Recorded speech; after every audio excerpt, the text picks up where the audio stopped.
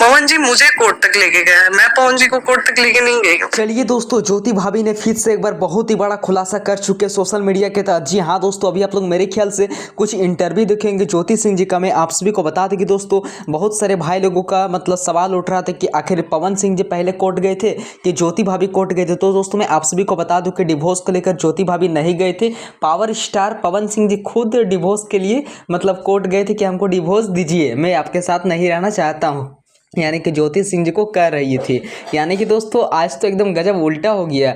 हमेशा पति पत्नी में लड़ाई झगड़ा होता है तो मतलब उसके पत्नी जाती है, तो गजब हो गया, सिर्फ मतलब हस्बैंड ही चल गया। तो दोस्तों मेरे ख्याल से अभी आप लोग कुछ बहुत ही बड़ा आज वीडियो में आप सभी के बीच लेकर आ चुका हूं।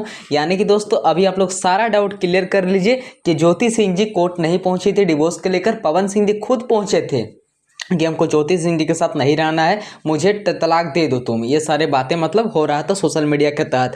और हाँ दोस्तों, मैं आप सभी को बता दूं कि ज्योति सिंह जी का कल बहुत ही बड़ा एक पॉडकास्ट हुआ है एक चैनल की ओर से। तो मैं आप सभी को दोस्तों वो वीडियो सारा एकदम एकदम न्यूज़ कवर करके बताने वाला हूँ कि आखिर क्या क्या बोली है ज्योति सिंह जी, कब तक टिकट मिलने वाला है, आखिर पवन सिंह जी कब तक उनको अपनाने वाले हैं, आखिर क्या ही रीज़न है जो पवन सिंह जी नहीं अपना रहे। तो प्लीज़ अगर आप लोग चाहते हैं कि इस तरह का अपडेट देखना सुनना पसंद करते हो तो अभी से मेरे चैनल को आप लोग जल्दी से बेल आइकन को प्रेस कर लीजिए।